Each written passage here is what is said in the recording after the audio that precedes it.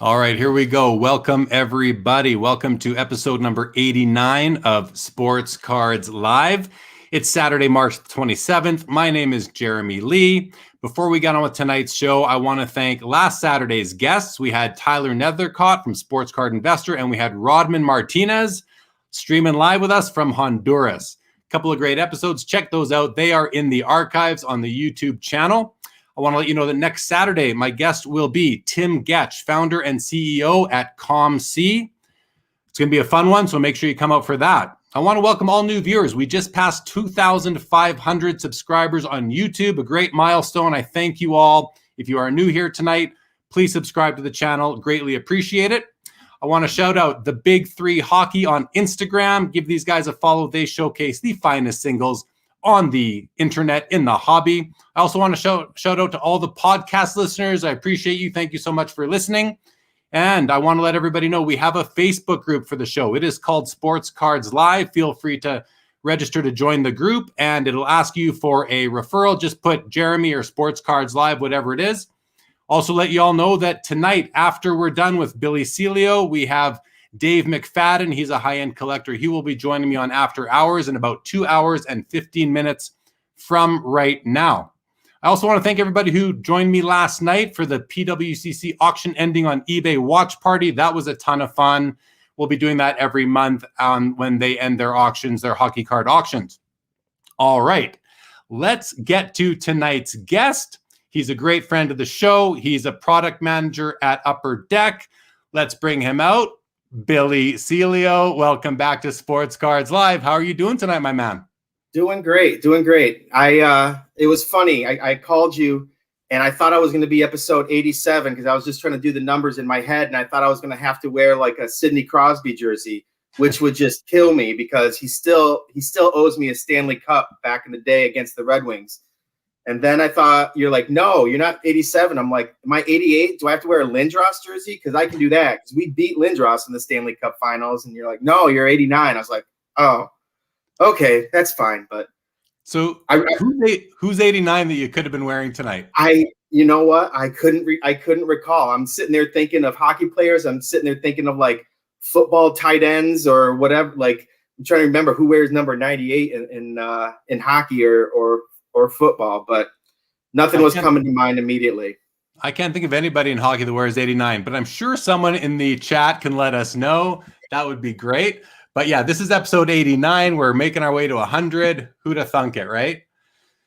Crazy, man. Okay, so listen, before we get started, I want to just shout you out because you were on the inaugural episode of Sports Card Culture with Yes. Amit and Kent. How did you enjoy that? It was great. I got to talk about something else other than, hockey cards. I do with hockey cards all the time. And, I have other things that I collect, other things that I, enjoy. And we talked a lot about that sort of stuff. And, we still got into the card talk, and we talked a little hockey. We talked entertainment. I've actually been putting on 2 hats at Upper Deck recently where I've been making a lot of hockey products, but also been helping out building some entertainment products too. So it was kind of nice to talk about that other side a little bit because, otherwise I'm on the boards, I'm on the breakers, and it's just hockey. So it was a nice little change of pace. And those guys, they talk about passion. Let me just tell you, those guys are just as passionate as the people that they have on the show. It was so much fun to be on there. Yeah, they're doing a great job. They're about to have their 9th episode, I believe, and they're doing really well. So good for them. That's Sports Cards Culture on YouTube. Check that out, everybody. Okay, so Billy, we've got a stacked agenda tonight, and we're going to start off with some interesting stuff. We're not going to start off with the products you're making, you're building. We're not going to start off with what's going on at Upper Deck. We'll get there, but I want to talk a bit about the market itself right now from the standpoint of new investors coming in. This is a topic that we discussed that you had some interest in. You wanted to touch on it a little bit, so why don't we do that? Before we do, though, we're going to say hello to people. So think about what you want to say. And we're going to look at Brandon George says, yo, Billy, bring back bloodlines, but make it father and son. There's a great idea for you. Steve Sir, welcome back. Hockey Cod Collector on IG. Great to have you. He just opened some Series 2, 14 boxes. Still no Kaprasov. The quest continues. Good luck to you on that. Greg Novus, good evening. We got Frank Estella in the house. Absolute is back, Mike. Good to see you. We got Ziggy No Sports Cards Daily in the house. Dennis Lescombe Jr. watched the live last night on replay. Yeah, it was a lot of fun last night, Dennis. Thanks for watching in reruns. Appreciate it. Corey Carr in the house. Appreciate that, Absolute. Yeah, we hit 2,500 subscribers. We got my man Joe Perot from Santa Cruz. Hello, Joe. Pastime is in the house from Vancouver, BC. Good evening. Pastime Rocco. Hello. Let's have a good skate tonight. Hey, Sanderson is back. Al G is back. Good evening, Al. Wow, lots of comments already. Lots of comments rolling in. We got Bobby Baseball in the house. Thanks, Bobby. Appreciate that a lot. Sid just beat, 5-1, I think. Penguins beat the Islanders. Corey Carr. Brindamore might have worn a, McGillney. Of course, McGillney. Of course. Yes. Thanks, everybody. Everyone's telling us McGillney. Jim Levitt, back off. Long-time listener, first-time writer. Okay, that's my alarm. I got some auctions ending on eBay I have to bid on in the next minute or so, so I'm going to try and multitask right now.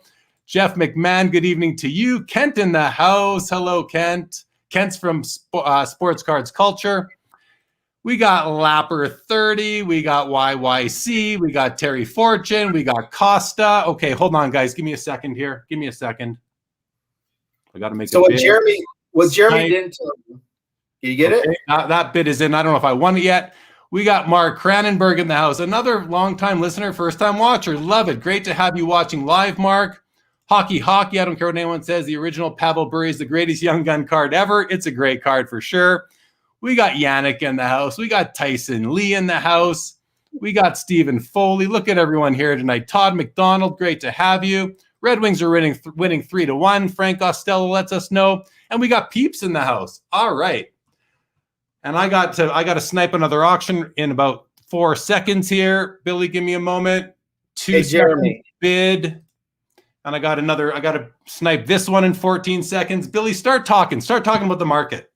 No, what Jeremy didn't tell you is the reason why he had me come back on is because I'm in his fantasy hockey league for Sports Card Live, and let's just say it's not very it is embarrassing. I'm actually in last place right now, and what's even sadder is that I'm losing to the mayor, who I don't think has made a lineup change in the last month, and I'm actually trying. Like, I am changing my lineup and adjusting my lineup every day, making sure I'm not playing too many people because you only get a certain number of plays every time. But yep, I'm dead last. I'm about 900 points, or not 900, about 90 points behind 9th place. But I think they got me in this league. I think I'm in a league with all ringers right now. I'm a little embarrassed. Well, that's not why I had you back. But I was in second place for a while. Terry's way out in first.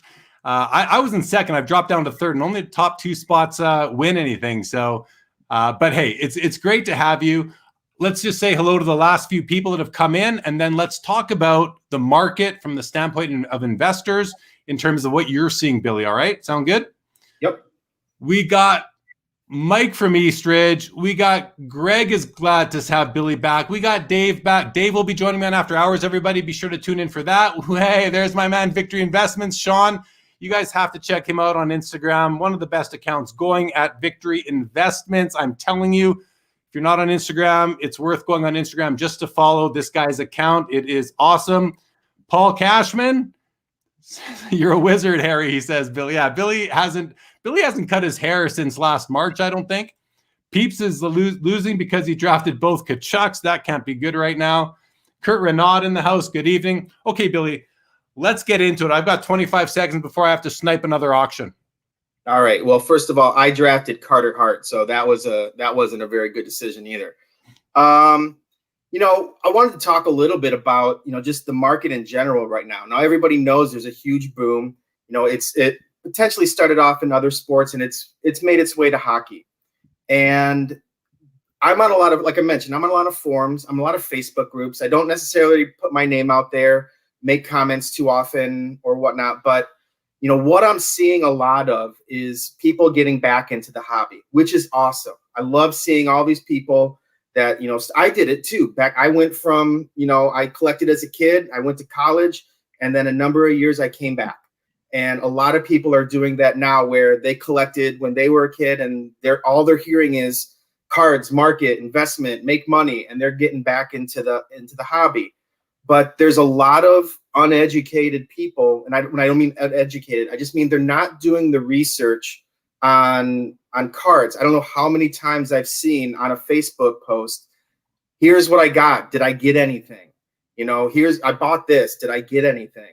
And if you're going to use this as an investment, which a lot of people are, and a lot of people are thinking that right now, do some research on what you're purchasing. On, certain products are built for certain people. Certain products are built for different kind of investors. As we've got some lower end products like, MVP and Parker's, which is great for those first time collectors. Yes, there's some hits that you can find that are worth a lot of money, but for the most part, it's that beginning stage. And then you've got Upper Deck Series 1 and 2, and this year Extended Series. This is kind of like the mid tier. This is the, I like to collect players. You have a chance to get some young guns that are worth, $200 to $300 right out the gate. There's a lot of opportunities, but it's also there for collectors also. And then you've got your high end stuff, your Ultimate, your Premier, your Cup, where this is where a lot of the big time investors get involved. And some people are just blindly purchasing and blindly investing and not doing the research. And I really recommend that if you're going out and purchasing stuff, do the research, look into it. And the thing is, these forums, these Hobby Insider, this sort of group is there to help out.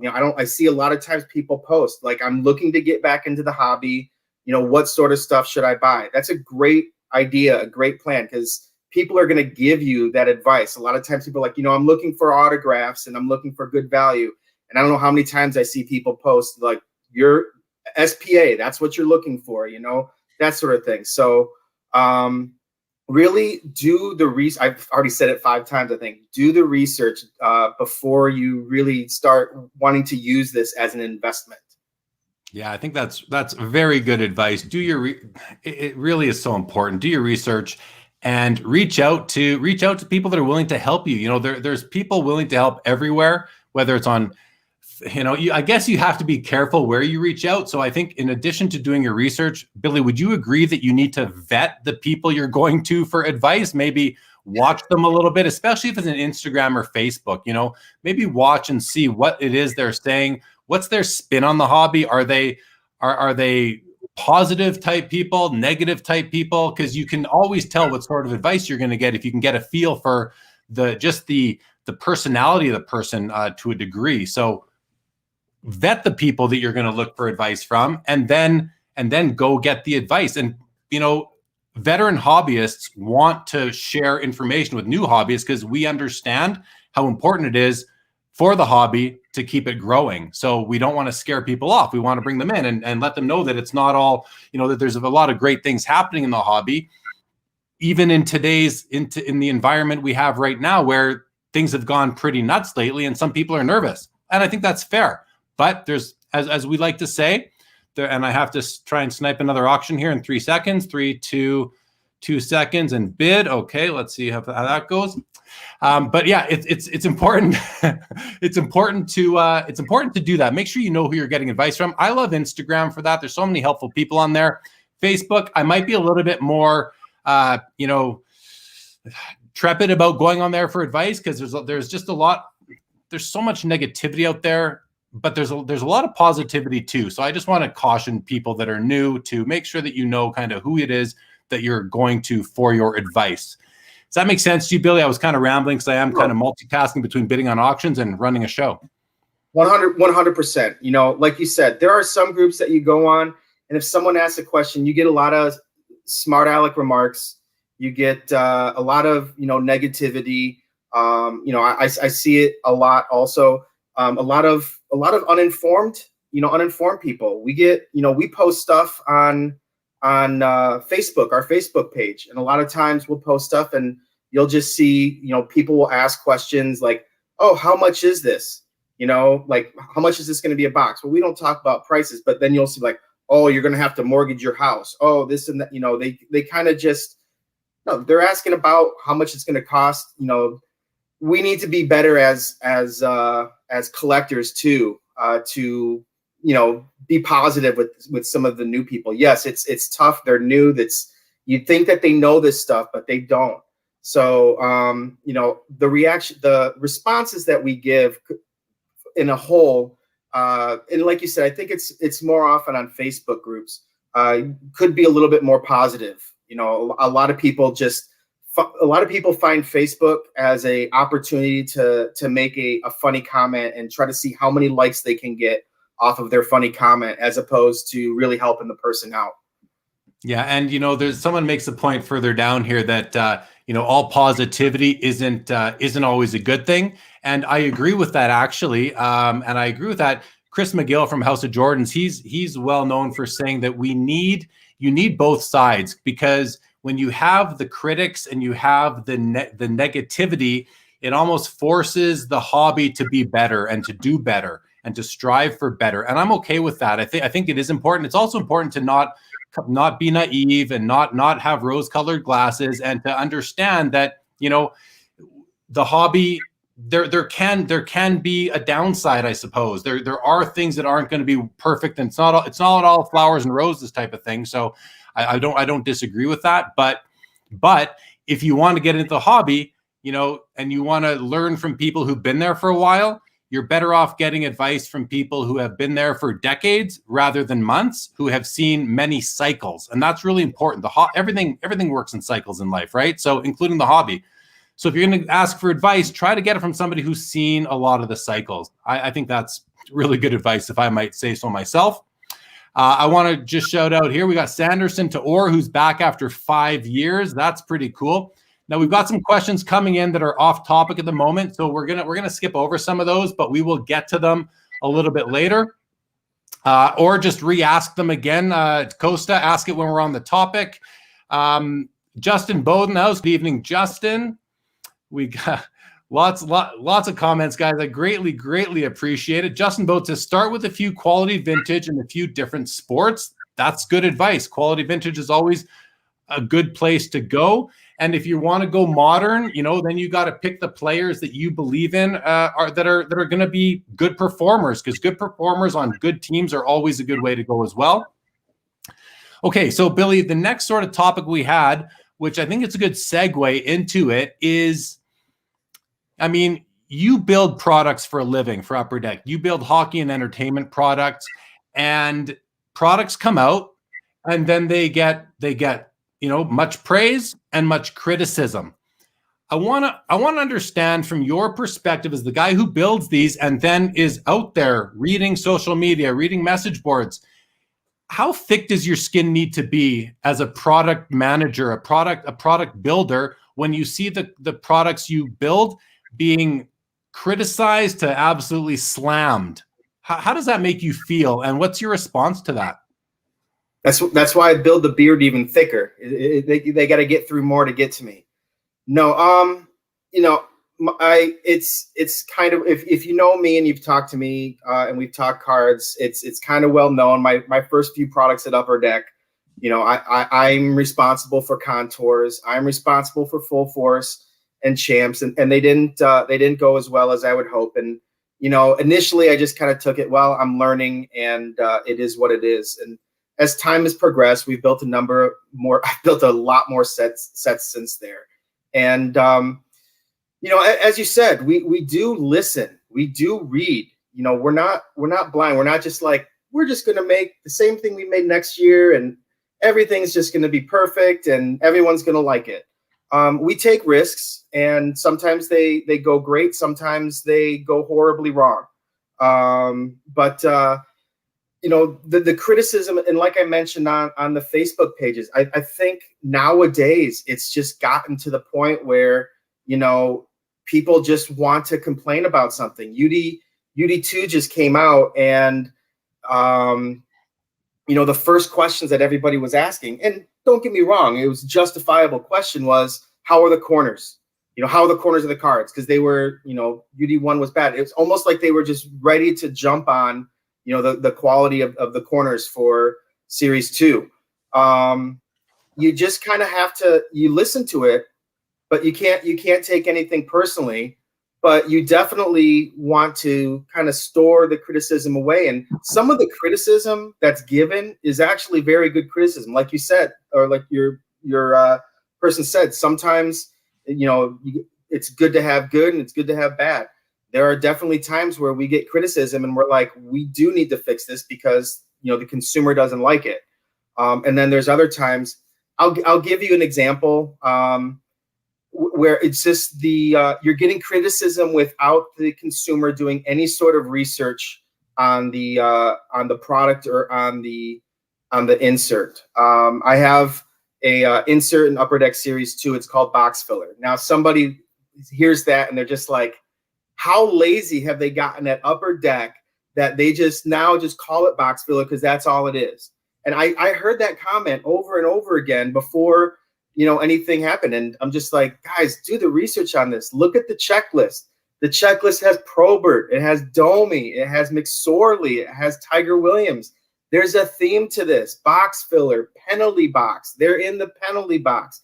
I thought it was a really clever insert name. So just something like that where you're getting a lot of criticism. And like I said, you need to kind of do a little bit of research before you start, really investing in stuff. Do a little research before you make some comments also, because there's a lot of comments that go out there that just aren't justified because the person hasn't done any research or hasn't really looked into it. They just see something and want to comment and don't really look into it or don't really ask any questions. They want to be funny and they want to, get attention and get likes. So when you come out with a new insert, new product, whatever it may be, and you see that the market responds to it, you see the negative comments about it, how do you integrate that into the next product or that same product the following year, the next version of it? Will you listen to that and will you improve it, or will you just sort of sometimes say, well, like you said, maybe there wasn't much for research, so they really don't know what they're talking about, which can easily be the case. But when they do know what they're talking about and it is informed criticism, how do you go about, working that into the next product? There's times that something's not working, and we do consulting too. Like we talk to specific people, and before every product I build, I'll talk to someone. So if I have the time to be able to talk to someone, because sometimes a product takes over a year, the product's out before I've already built the next one. Like I literally just finished UD2 for next year on Friday. So luckily I had like 2 or 3 days just to kind of double check anything if it worked or not. But there are times where we'll take stuff out. It's just not working. Something like in Upper Deck Series 1 and Series 2, the shooting stars and the seeing stars, it just wasn't working. We mixed it where we thought, a set collector would want to collect the tins and the fat packs because there were different subjects and different SKUs. And, this would be a fun set to collect, but they didn't really catch the eye of the consumer. And they kind of just were there and put to the side when people got them, even though there were rare versions that came one a case. You would think a card that's one per case, would go for a decent amount of money. Well, it didn't. So we had to change something. And, we hear from the consumer a lot of parallels, a lot of shiny, like maybe something else. And that's where the Dazzlers came. We got to do something different. We got to do something that the consumer's looking for. And so we came up with the Dazzler insert, which I think has gone over very well. And again, it's spread across different SKUs, but we haven't separated, like you can still get every single player in every single SKU, which I think is also an adjustment that needed to be made because not everybody buys tins. Not everybody buys fat packs and they want to buy the set. So you can get a full blue set. You can get a full pink set if you buy hobby. You can get a full orange set if you collect tins. You can get a full green set if you do, retailer blasters. So that's one thing. And then sometimes we just kind of change stuff up. Another insert in Upper Deck Series 1 and 2, the portraits, which gets a lot of talk.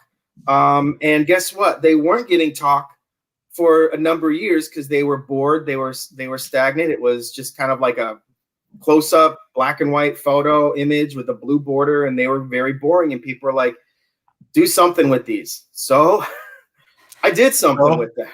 And, so here comes Saved by the Bell. Yes, well, last year was Step Brothers, and with the floating head, and this year was Saved by the Bell.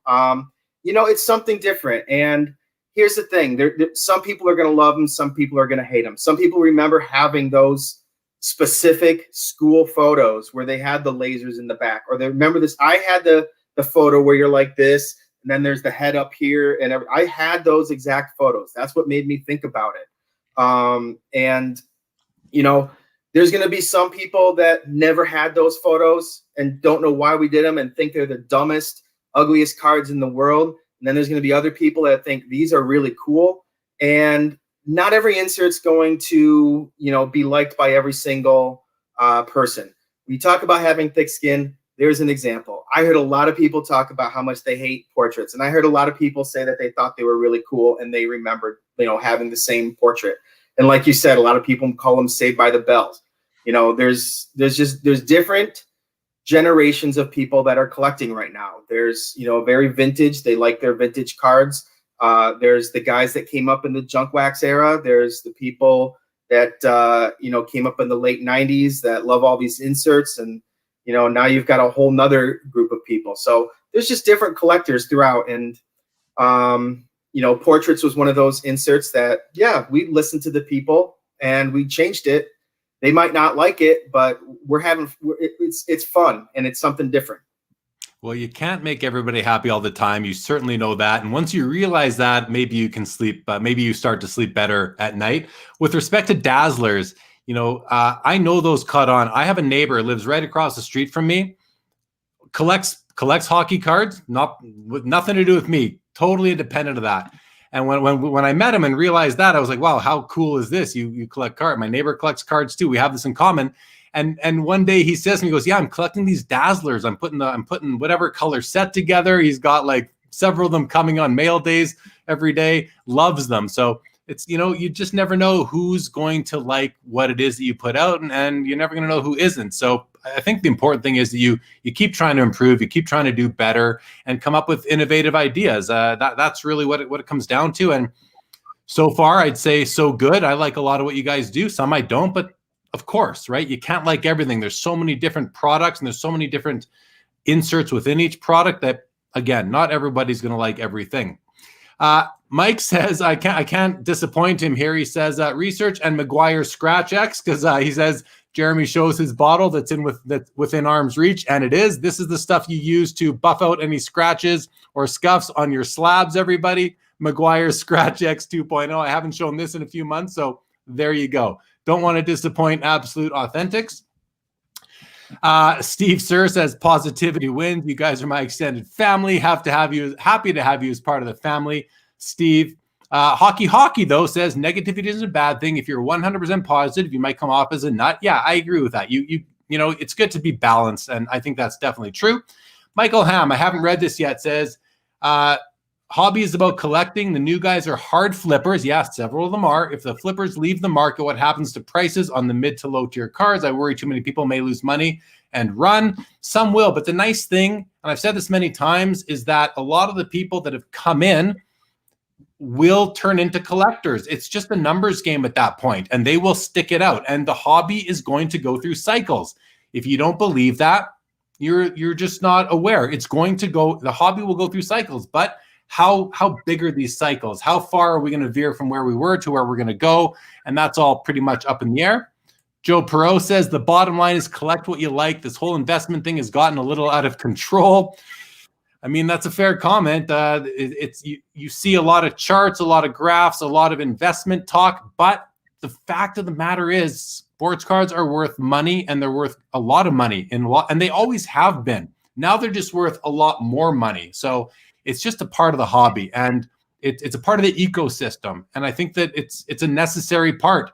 If it wasn't there, we might not like what we saw. What does Justin say? Collect what you like, but get a few aces while you can. That's good advice, right? Collect what you like, but be smart about it too. You know, be smart about what you're buying to the extent that you can. If you're gonna buy some things that you don't think are gonna have value, but you're spending a lot of money, that's fine. Do that, but maybe buy some stuff of value with some other money so you can balance things out. That's an approach that I've always liked.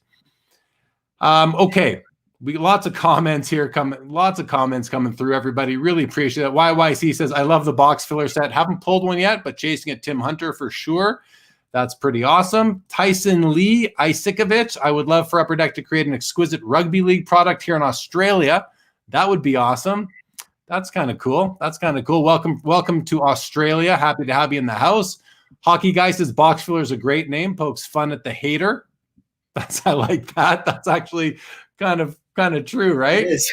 And Steve Sir says, I pulled the Probert box filler, gorgeous card. So there's some nice, it's nice to get some nice feedback too, right? And I'm glad that we're getting some of that here for Billy. Billy's a good dude. I'm sure you guys realize that by now. Sean Math says, me and my son collect portraits because of the change. That's cool because they change them up. That's really great to hear.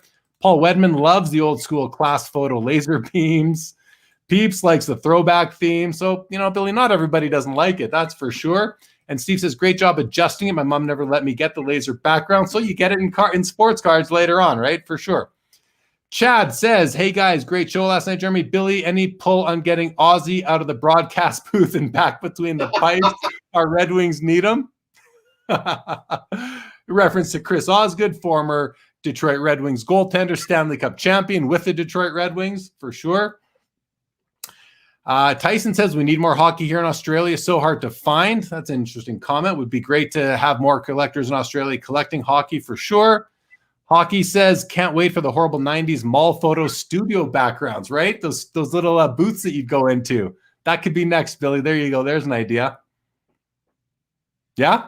Well, what's unfortunate, that was back when they would actually do photo shoots with the players. We get our rookie photo shoots, and we've kind of stretched that a little bit as of late. Unfortunately, we had some ideas the last year or so, but unfortunately, we didn't have a rookie photo shoot this year because of COVID. So,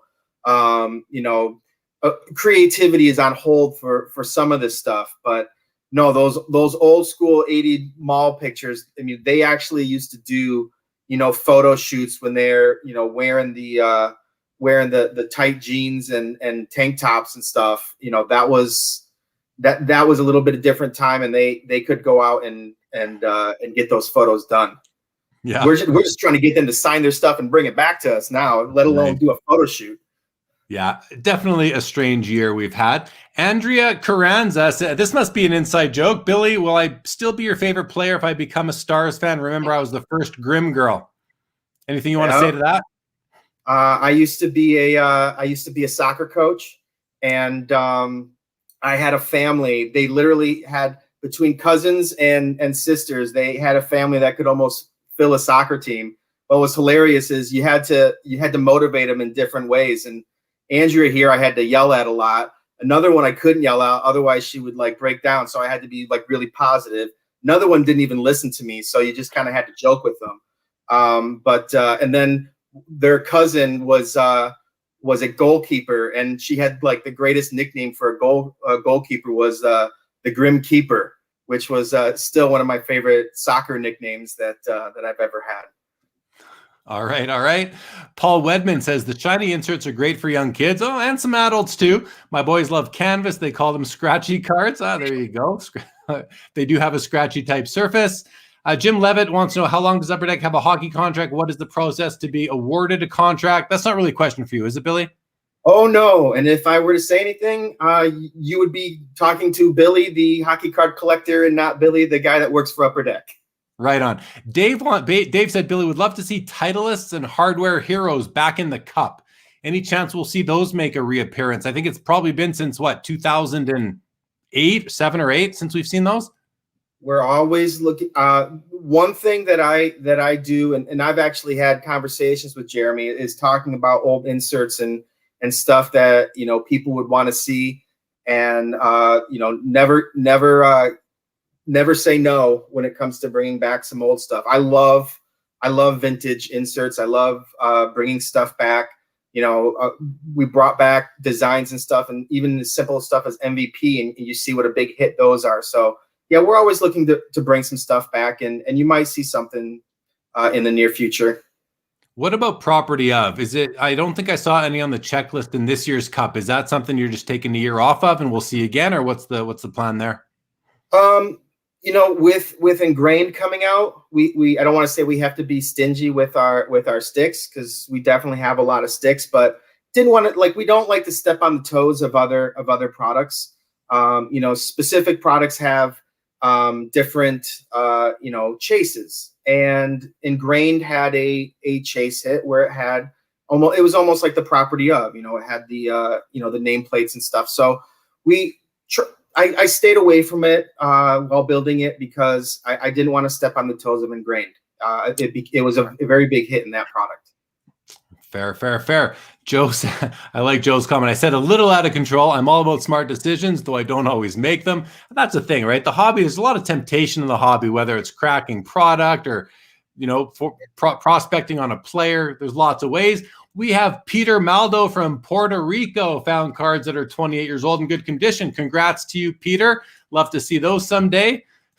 Grim Keeper, love that. Yannick gets the show wrong, but gets a comment right. Says, I really enjoyed the episode with Billy on sports cards culture. He brought me to another side of the hobby with his autograph quest. And Costa says, good job on the Dazzlers. Love those insert. They look like PMG cards. Yeah, they're pretty cool for sure.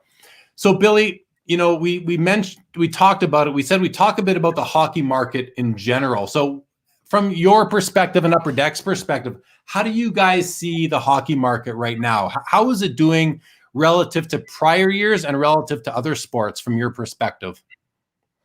Well, here's something interesting. And you're hearing a lot of shops saying, well, we're getting allocated. A lot of the products that are coming out now, Upper Deck Series 1, Series 2, a lot of the products, those are just some that I built, but even like SB Gaming, Allure, Metal Universe, these were built a year ago. This is like at the beginning of the pandemic, before anything was going crazy in the card market. So, we the want for these cards, there's so many more people buying cards right now and wanting boxes of cards and asking from the distributors. It's not just the same, not 10 shops, but, not just the same number of shops ordering it. Like, more people are ordering it. More people are trying to break.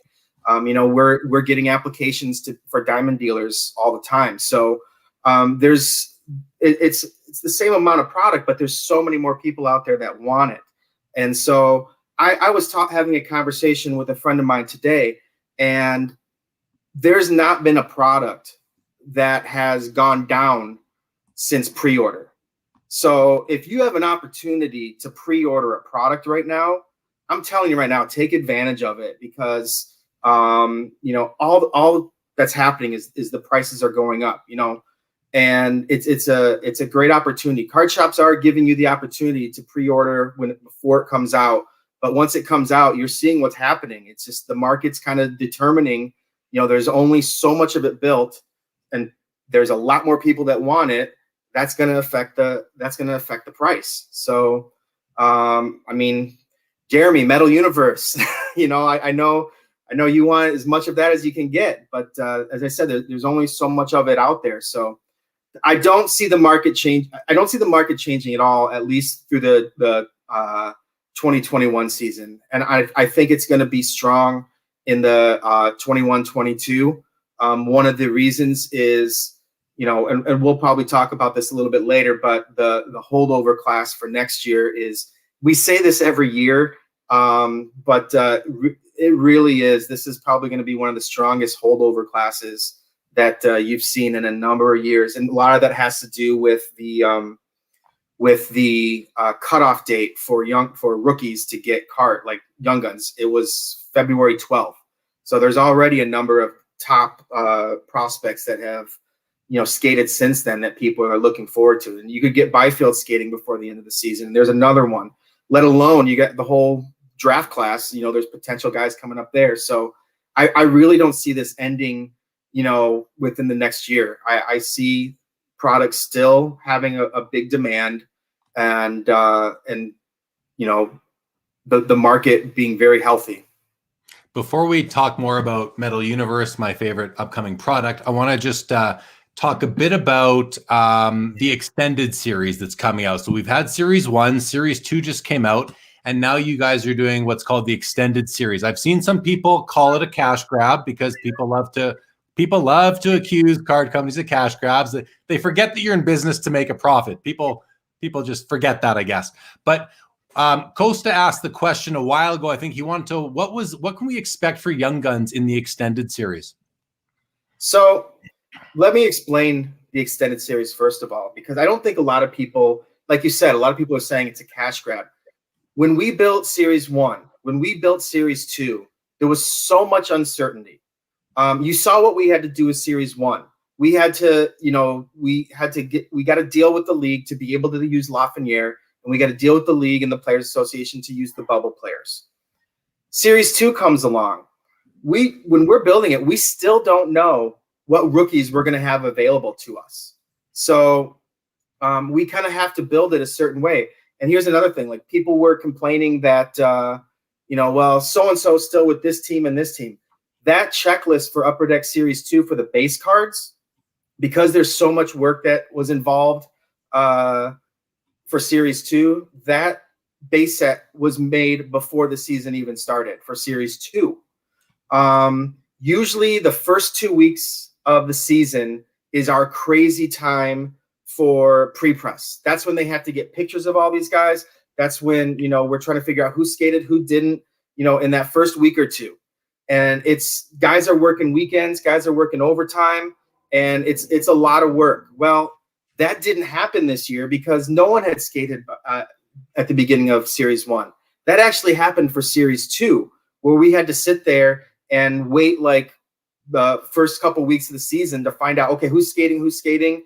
And then, we had to work with the NHLPA and the NHL to figure out what that cutoff date was going to be. So to kind of make sure that we still got a lot of young guns in there, we decided, let's kind of make a set just in case. And then we didn't want it to be a Series 3. We didn't want a third round of portraits. We didn't want a third round of canvas. Well, people have been asking for kind of like a end of the year, like rookie, like set for a number of years. And so the thing is, a lot of our sets that don't get rookie cards initially, like won't have the skating rookies, like MVP or Parkers, we actually put their updates in other sets. So we can't really do that. So me and Grant kind of like went through some old sets and said, let's make a whole bunch of more rookie sets, like sets within sets that people can collect. And man, like we've got Ovation, we've got holographics, we've got Ultimate Victory, we've got a 0506 design, and the 0506 design has high gloss and exclusive parallels to it. There's probably about 6 or 7 different designs in there that we have brought back from previous years. And it's going to be a full list of rookies.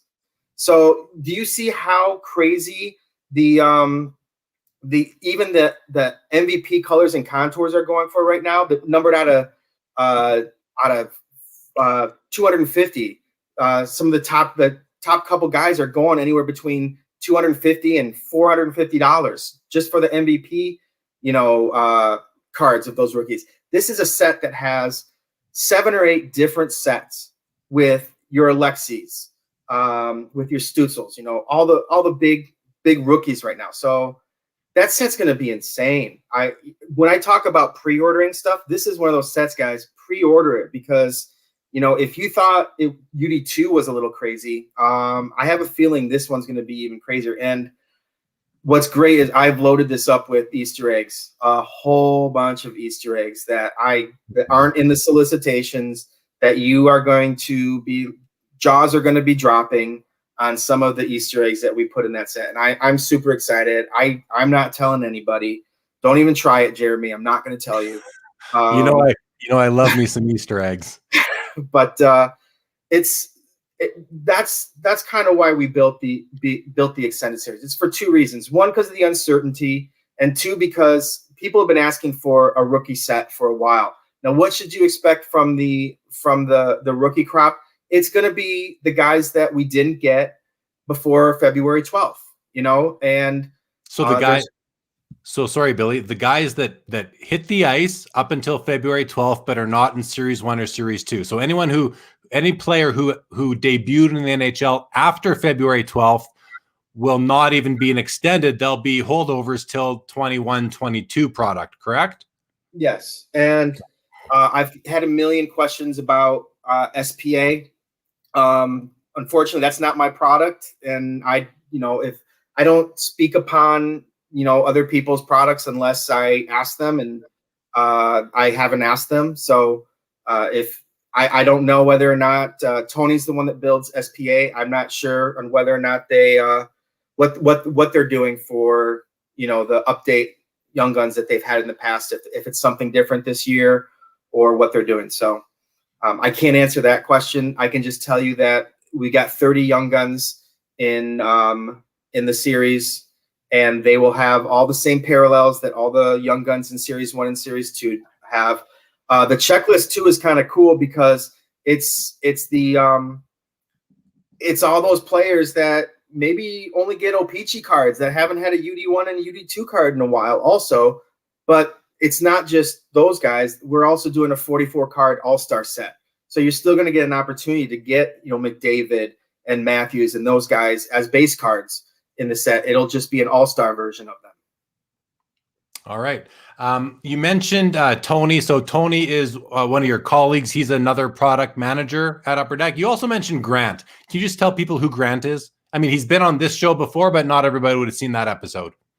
Grant is the Zen master. Grant is he is the guy. He's our boss. He is in charge of product development at Upper Deck. We kind of all go through him. He has his eyes on everything that we do.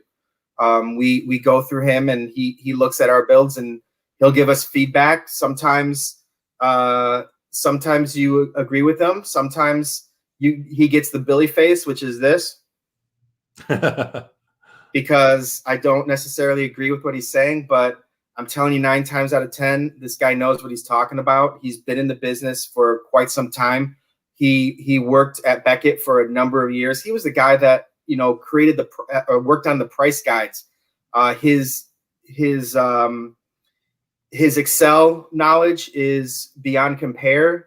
His typing speed is impeccable. I'm sounding like Mike Tyson now. His typing speed's impeccable. The guy he's the boss. Knowledge. I was fortunate enough, and I've said it many times, when I trained at Upper Deck, I sat at his desk for 6 months and got to go through a calendar of products and see how everything's built, why he does things, why he does the things he does, why he does what he does. And what's great about that is because of that, when he asks me why I do stuff, I can kind of throw back at him what he told me, and he'll be like, "Oh yeah, okay, I gotcha." Otherwise, it's hard coming up with excuses sometimes when you're building stuff. If he asks you why you're doing something. So if anyone's interested, I just looked at my log there. Grant Sandground was my guest on the show, episode 28, way back on July 15th. If you want to see who he is, what's his title exactly, Billy? I believe he's in charge. He's in charge of product development. Okay, so Grant, his title is in charge of product development. That's a great title. Head of product development. Head of product development, and he was my guest again on episode number 28 back on July 15th. If you want to see who he is and hear what he had to say, that was a great episode. Okay, let's say hello to, where did Victor go? Here he is. We got Victor in those all-time greats vlog. He is the rookie card theorist in the space, so check out his channel. He does some great work, and he was also my guest on episode 83 not too long ago, so check that one out. Paul Wedman says, Billy, what's your opinion on double-sided cards? We used to see them, even shield cards. He doesn't have an opinion, just curious. Yeah, where do you sit on that? I've always wondered about double-sided cards. I've collected some in my past.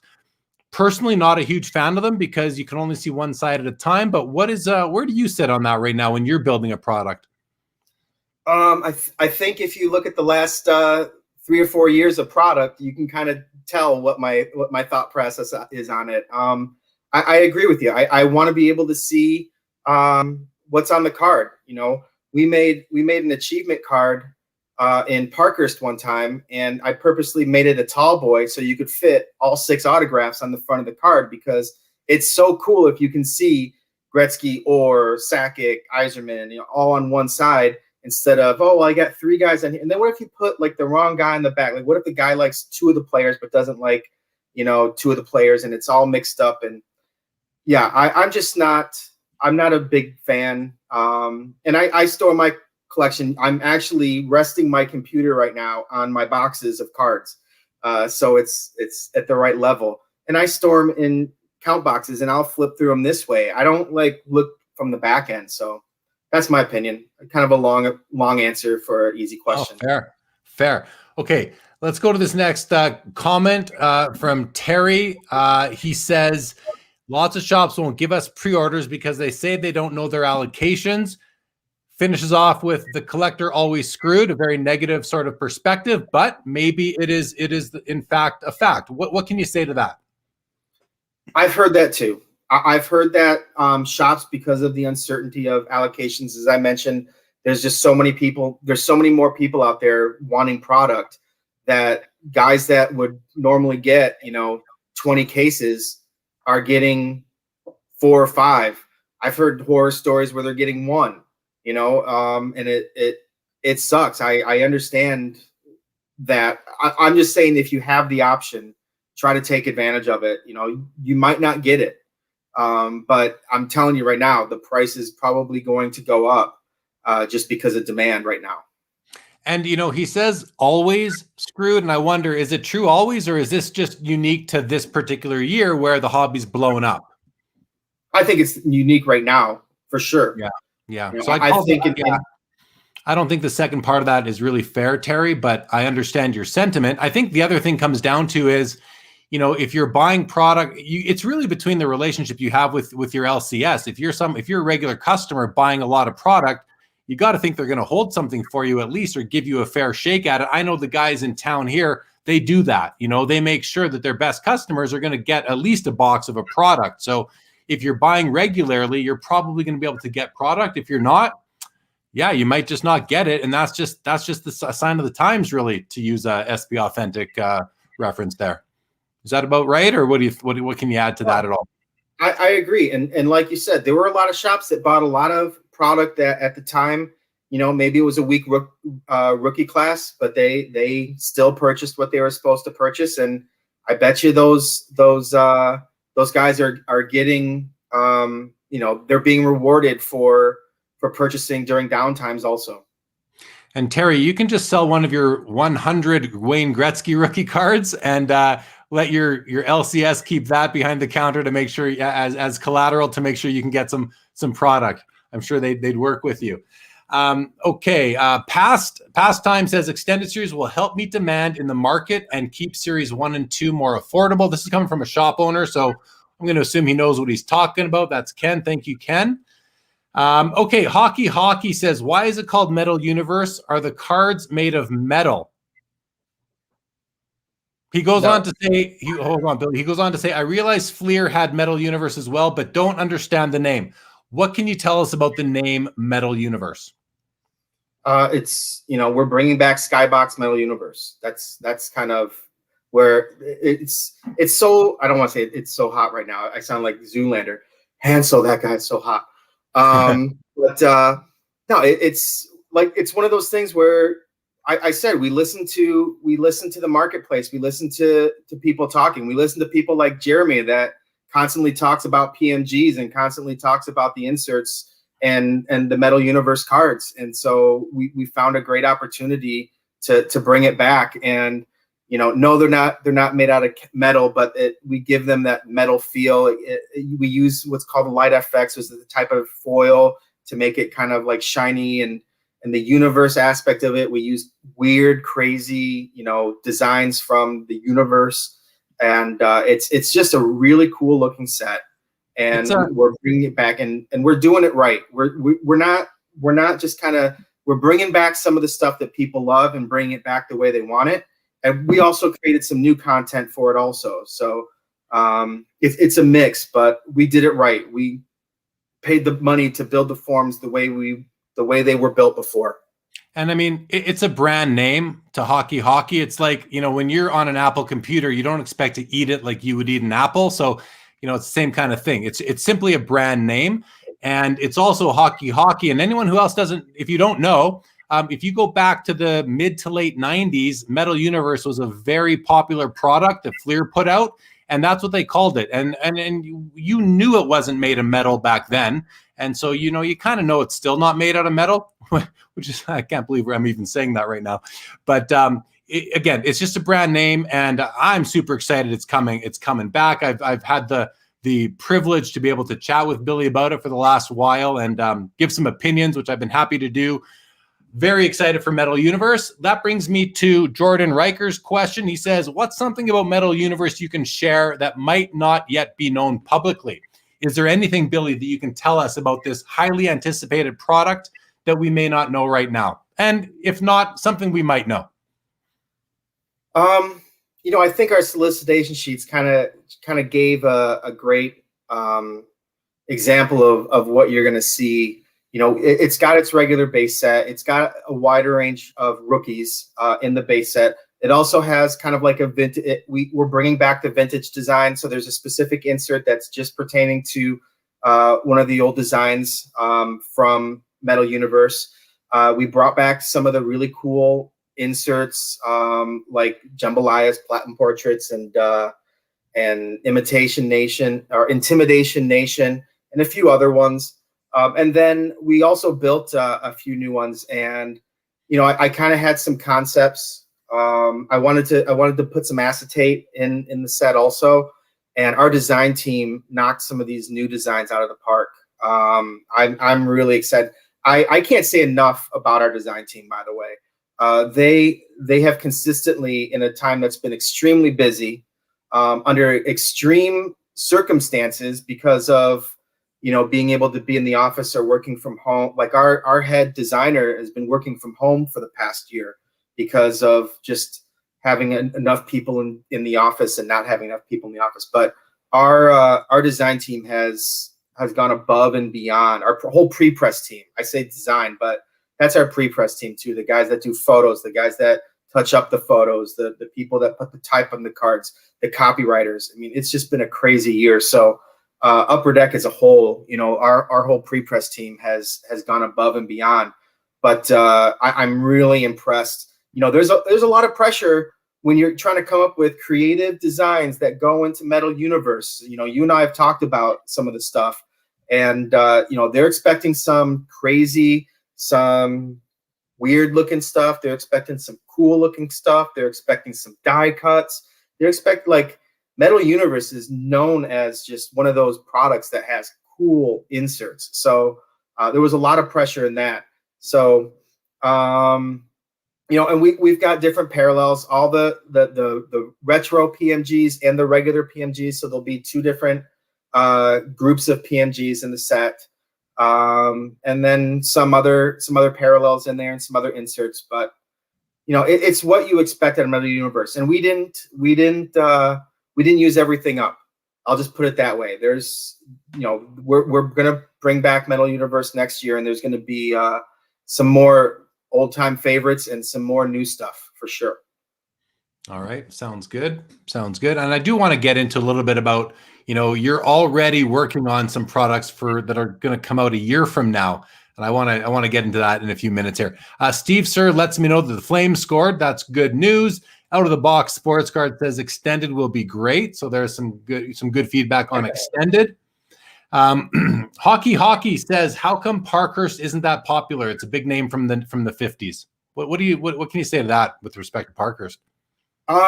So Parkhurst, used to be out there, and it wasn't doing well in the market. Now, would it do well in the market now? Possibly. Anything, right? And we don't build products thinking anything is going to sell right now. But right now, it would probably do well. But for a number of years, it wasn't selling. So we made it retail exclusive, and they were chomping at the bits to get a retail product for themselves. So we've got that, and we've got the SP Hockey also as a retail product. So it's just one of those things that we decided that retail was a good spot for it. We do have it on ePack also. There's some really cool achievements and some really cool stacking stuff that you can do to create some really rare cards. Parker's is a really fun set to mess with on e-Pack. But there just wasn't there at the time when we decided to switch it to a retail only. There wasn't the market for it, and we had decided at that time, you know what, if people aren't ordering stuff, we're not going to make it, or if they're only ordering this much, we're only going to make this much. And we had that policy for a few years. Now that obviously, this year has been crazy, but before this year, that was the case.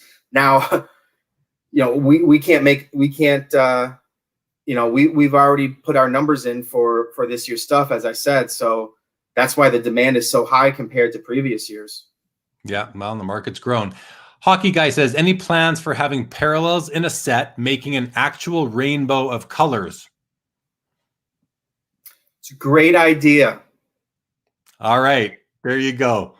Maybe something there. Who knows? Bobby Burrell says, Victor is the rookie card theologian. I think theologian. I think that's how you say it. Yes, he is, guys. Yes, he is. That's the All-Time Greats blog. Check him out on YouTube. Here's a question from Chris Dwornik. He says, good evening, guys. I'm wondering how Upper Deck balances demand over printing. Is this your department at all? Something you can speak to, Billy? That was a great question to ask about a month ago when Mike Phillips was on there. Yeah. He's the guy that, deals with our vendors. He's the guy that deals with our distributors.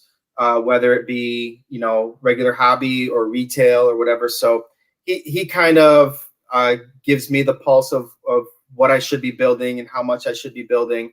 And when it comes to volumes, I say, give me the numbers, and then I build a set. That's pretty much how it goes. I have no control over any of that.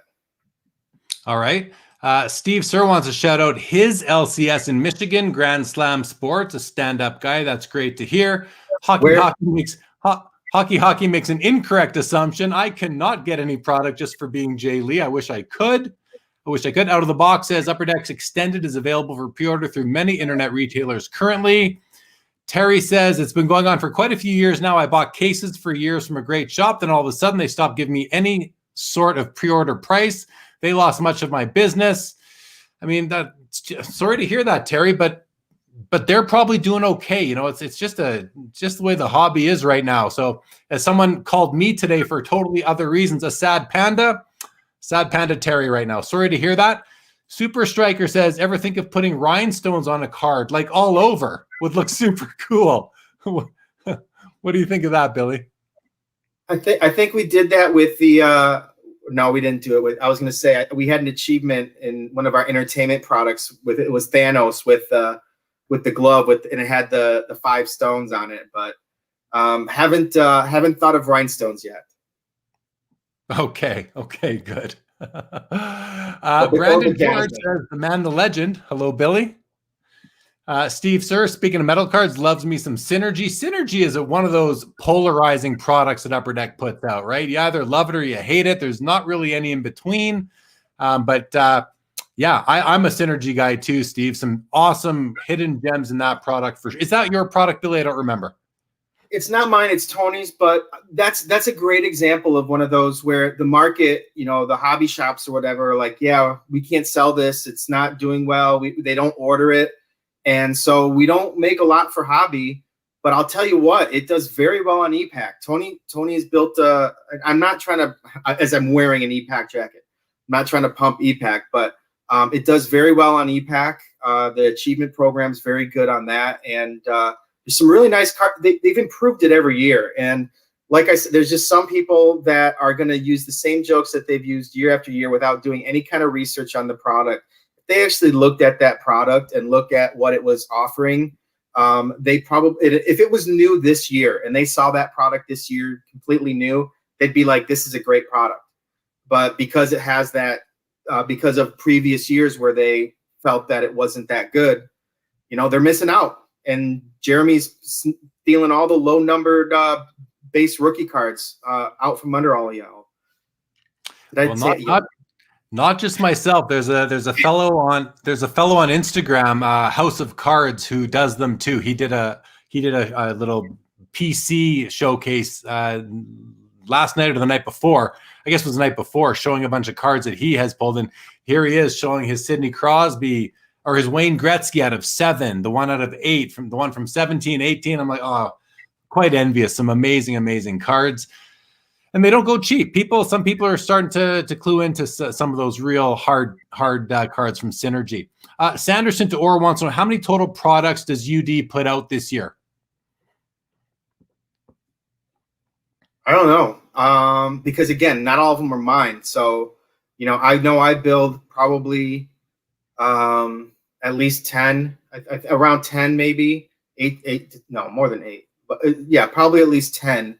And then the thing is, there's a lot of like our regular sets, but then you also have like the Stanley Cup box set and the rookie box set. And then there's other sets that might be, like Team Canada juniors, like that's a set. We have a bunch of different hockey products. I honestly, if I were to guess, let's move on. Let's move on. Yeah. Sean Robb says, do you think the brand equity for chromium sets like O-Pee-Chee Platinum and Allure will continue to grow over time? Yes, because I think we're making it better and better each year. I think people are going to be going back to the old Platinum. I've seen a lot of it already with people going after the McDavid the first year of O-Pee-Chee Platinum. I'm starting to see the McDavid rookies and Platinum go up. And I think it'll continue. I think it's catching on, and I think we're continuing to build better chromium stock products. Well, anonymous Facebook user says he 100% does agrees with the O-Pee-Chee Platinum is like the Chrome series. Yeah, I agree as well. And it's like it's got some similarities to Prism in basketball also. So for basketball people coming to hockey, I can see it being a nice entry point for them. Especially the O-Pee-Chee Platinum. And I know a lot of newer people in the hobby I've seen are into the Allure, where I'm personally not. It's not my favorite product, but I've seen other people coming in loving it. So it's obviously resonating with some people. Okay. Let's keep on going here, Billy. Then we're going to run through the comments here, whatever's left, and then we're going to go to a few more topics we have. Terry responds, not trying to sound negative, just stating fact, a little frustrated. Terry, I get it. I get the frustration, man. I do. Personal experience. I'm an addict and would love a reliable supplier. I'll stick with vintage. And you are certainly one of the best vintage guys I know, Terry. So insert sad panda emoji here. I had to Google it today when someone used it on me. So totally unrelated. Hockey, little pun here, letting everyone know about his bad fortune. Hardy har har. Okay, yeah. Paul wants to know, is Allure your product, Billy? After I just said I'm not a fan of it. Yeah, 100%. It's my product. Thanks, Jeremy. Yeah. Hey man, I got to be honest with you. Allure is my product this year. I think it comes out in a month or two. I'm really looking forward to this year's. We kind of changed it a little bit. We added some new cool parallels, some unannounced stuff. It was a difficult one to build because it came right on the time where we didn't know if we'd be able to use the new rookies or not use the new rookies. So it's a little bit funky there. But another thing, I think we cut back a little bit on the memorabilia cards, because one thing that Upper Deck we've been trying to focus on recently is really getting the value back on some of these memorabilia cards, because you see them in the dollar bins all the time. So we try to make them rare. That's why we've made them rare in Series 1 and Series 2. People just think we're cheap. We want you to get value out of them, and we don't want them in the dollar bins. So I know we've cut back a little bit on the memorabilia, but we have a lot more really cool, shiny parallels that will probably do better than memorabilia cards, to be honest with you. All right, sounds good. Thank you for that. Mike at Eastridge, my LCS, says Allure is like Select, Platinum is like Prism. So that's a nice analogy between the two. I always like being able to hear that, because it puts things in perspective a little bit. Paul says, I actually dig Allure, have a love-hate relationship with the parallels. I know I've seen people do the rainbows in them. I know Carlos from Because I'm Carlos, he did the Mike Modano rainbow. He really enjoyed it. So that was kind of cool to see. Okay, we have a question here from Costa, and I know you're going to like it, Billy, but we're going to save it for a little bit later. But Costa, I promise you that is on the agenda tonight. And let's see. Paul says, bigger question: how many one of ones of the base cards? I don't understand the question, but if you do, Billy, please reply. If he's talking about like Allure, there's one. It's the it's our golden treasures. Those are the one-of-ones. If you count printing plates, yes, there's more than one of one. But from actual cards, it's our golden treasures. Billy, let's talk a bit about innovating new inserts and names for inserts. We already talked about box filler earlier. Where do you go? Where do you go for innovation? Like we also already talked about people critiquing certain things, and sometimes you can get some good ideas from there. But as a product manager yourself, Tony, where do you guys go for inspiration to innovate on new content? And if you would have plugging a meat show again and Ken's show again, but Please do. I collect autographs. I collect cards, mainly Detroit. I'm a PC guy. I'm not really a big collect everything. I'm kind of immune to hockey. I'm not immune to hockey cards, but I'm immune to stuff because I open stuff at the case level to do case checks. But I'm a big Detroit guy. I have tons of all Detroit sports teams. But the other thing I collect is autographs, a lot of celebrity autographs and whatnot. And I'm kind of inspired a lot by what I see people collecting in that market.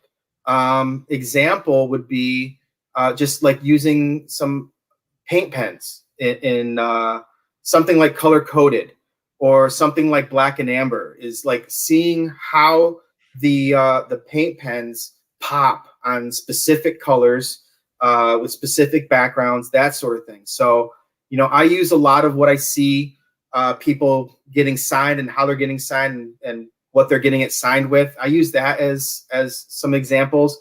Another thing I like to do is, I'm an advertising and public relation major, but I really focused on advertising. I'll look at through magazines. I'll look on ads and stuff like that, and kind of see different things.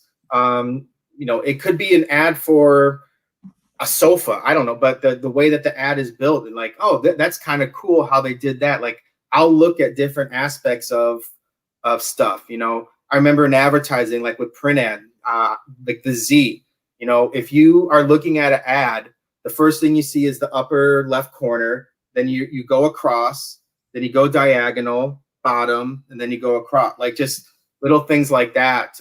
Kind of putting my advertising background into how I help. I don't necessarily design the cards. I give them direction of what I want. As I said, our design team does a great job of that. But sometimes I have a specific design in mind or a specific concept. Sometimes I kind of let them do their thing. Even stuff like comic books or you can use as inspiration, or like clothing. Just there's so much out there that you can use as inspiration and help have ideas pop into your head because of it. I always often wonder about where you get names from for certain inserts. And after so many names were used up in the 90s and ever since then, I wonder to myself, like, will you watch a hockey game on TV and listen to what the play-by-play announcers are saying, the color commentators, and maybe take a cliche that they use? Like, do you ever go there looking for names? Names are probably the most difficult part of creating a set, figuring out a set name, figuring out a insert names.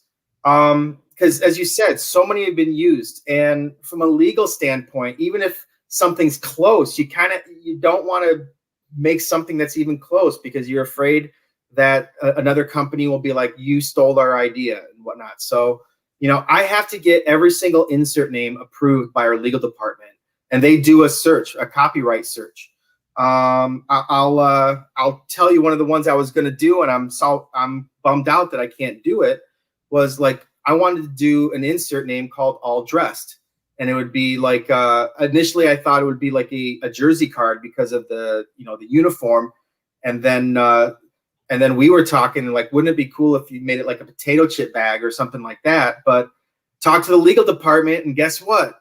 Some sort of Canadian firm or people have the name All Dressed copyrighted, so I can't use it. I was like, this would have been a great insert name. For those of you in the United States that haven't gone to Canada and aren't close to the border, All Dressed is a type of potato chip, and it's delicious. And I always buy a bag or two whenever I go down to the expo. I was always wondering what is All Dressed, and then someone told me it's basically all the other flavors combined into one. Yeah. So, but there's a bunch of different things. I'll Google search hockey slang, like you were saying. Go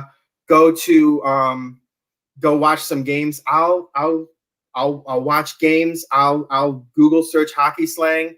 We've got some weird names. Like there's the insert name clappers in overtime. That's just from Google search. And not that I didn't know what a clapper was, but it kind of resonates in you. Like, oh, that would be a cool insert name. Watching episodes of Letterkenny, you can find some good stuff in there too. Like there's a lot of hockey,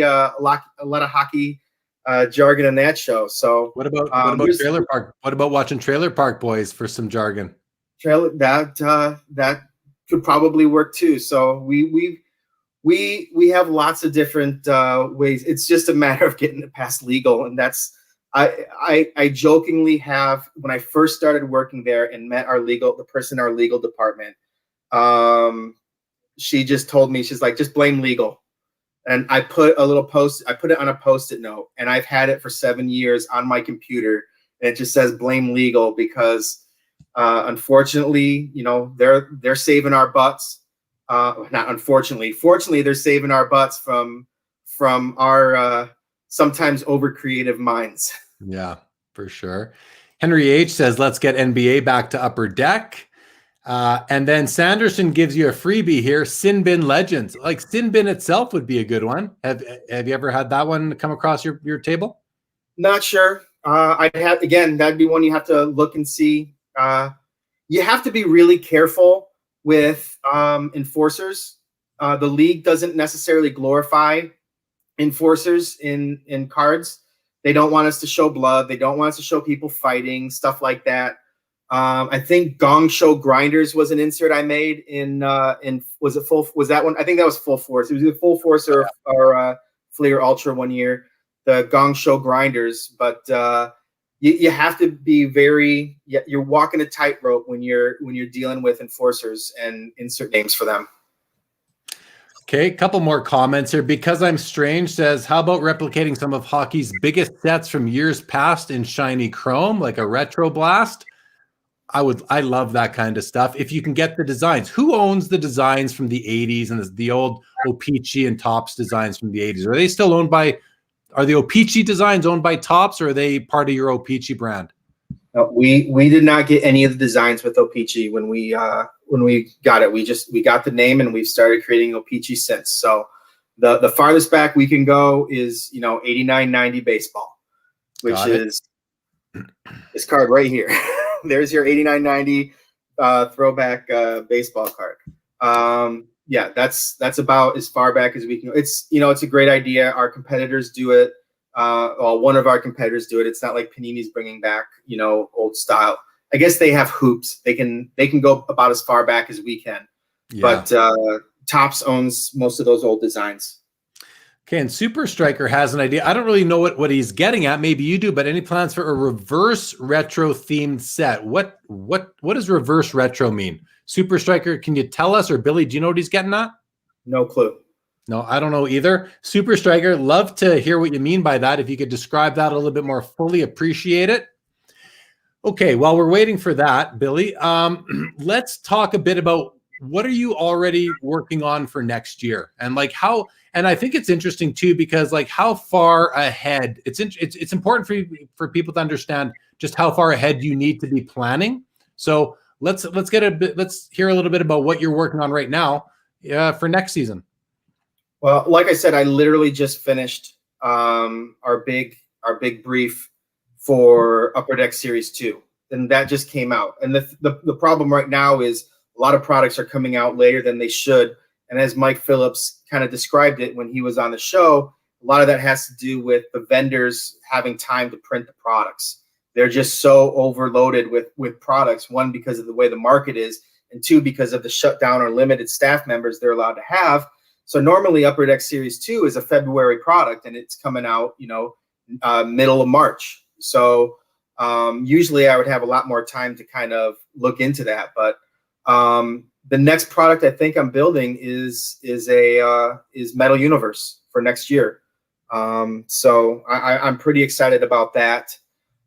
We really don't get into, I've got a couple entertainment products that I'm working on for next year also. We've got some new licenses that we're working on that, nothing's been announced yet, so I can't really speak upon those. But, I'm busy. I'll tell you that much. I'm extremely busy. It's been nonstop. Like literally this, as of Friday, I think was like the first time that I can officially say I'm caught up since COVID started. Nice. And it's just been product after product. And like I said, and we'll talk about it hopefully a little bit later, but the entertainment market's been a big deal also recently. So as I said, they've kind of asked myself and Tony to help out in that department, and JT picking up a few entertainment products just to help things keep moving. Awesome. Okay. You just want me to talk about Metal Universe. I know that. Sorry to interrupt. I do like talking about Metal Universe. Okay, next question. Keep this one quick, Billy, because I think we've kind of talked about it. But for lappers, who is Upper Deck's demographic? Are different sets built for different demographics? Certain sets are built for certain people. Yes. If you're talking demographics, as in, do we build stuff for Canada or do we build stuff for US? We build stuff for everybody. There's teams in both areas. We appreciate both markets. If you're talking about like big time dealers as opposed to just casual collectors, we have sets for everybody. As I said, we've got MVP, we've got Parker, so Peachy and everything. So okay, everyone. So the reverse retro has been clarified. Paul Wedman keeps it nice and simple. The new jerseys, which I wasn't even going there when I was thinking about it, but the third jerseys this year are the reverse retro jerseys. So Super Striker says, I was thinking about players wearing their reverse retro. Might be cool to get a jersey patch card of McKinnon with a Nordiques logo. Any plans to incorporate those? I mean, I got to think there are. I'm not sure about logos and stuff. That sounds like a great place. I'm just talking out loud. I don't build the product. That sounds like a great idea for something like O-Pee-Chee, where they have all the different variations and stuff like that. When it comes to jerseys that we get, we don't have any control over what jerseys we get. The league kind of does something.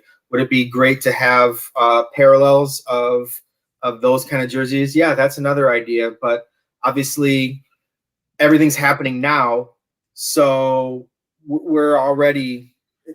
this is talking about stuff for next year. But but what I could see you doing, never mind the jerseys themselves, how about just photo variants like you've done before in some products, right? Yeah. Photo variants is a great way to incorporate that. Gonchar wants to know, do you know the average pop count on those speckled rainbows? The answer is you can't talk about that because if it's not numbered, you're not going to talk about it. Costa says, I would like to see a set with nickname autos of legend rookie cards and some common players. Paul Wedman likes the idea, so there's an idea. We got Rage in the house. Yeah, boys, back. What's up? Jeremy and chat, welcome to the show, Rage. Super Striker has an idea for an insert. I like this idea. Having a player wear all 4 different jerseys of their team. That could be a neat looking card. Rage says Metal's his favorite. We got a meet in the house. Shout out to Billy. Shout out to Billy, of course. Paul Wedman would love to see a Usain Bolt card. Yeah, for sure. For sure. I think I saw one from SI for Kids not too long ago hit the open market. Sanderson says, I love the cards that Upper Deck did that had a current picture of the player and their rookie card on the same card. I remember Tops did that with Stadium Club back in 1991, I believe. I don't remember. Did Upper Deck ever do something like that too? Did you know? I know we did something like that in MVP a while ago. It was called Mirror Mirror, and it was a parallel where it had the regular picture and a picture of them as a rookie. The Brett Burns one was hilarious. Sean Hurst wants to know, as far as retro designs go, how far back on Fleer designs can you guys go?